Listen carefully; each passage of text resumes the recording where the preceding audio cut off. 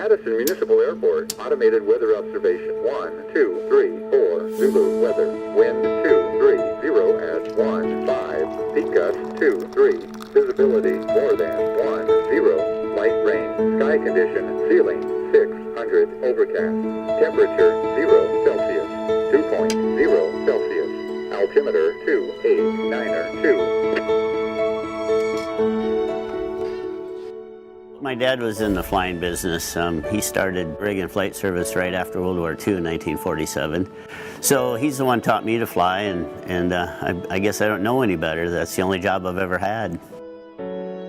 Both my boys fly, and in fact, they did their first solo in the same airplane that I did my first solo in. I soloed when I was 16, so on my 16th birthday in 1976. And we still have that same airplane, and we still teach in that.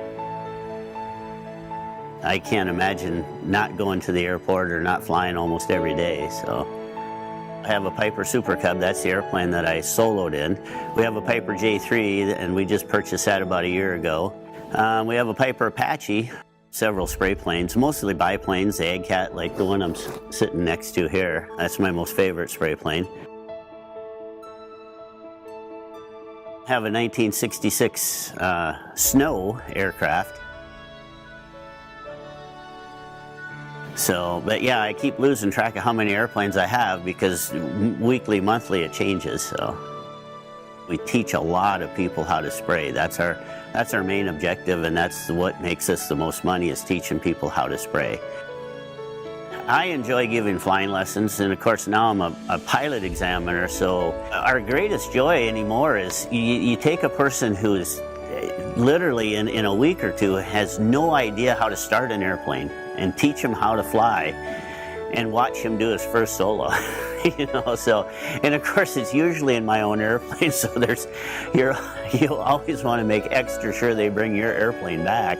Well, like today the weather's really bad, so when you look out, we try to explain to the student it's always better to be on the ground wishing you were up there than up there wishing you were on the ground.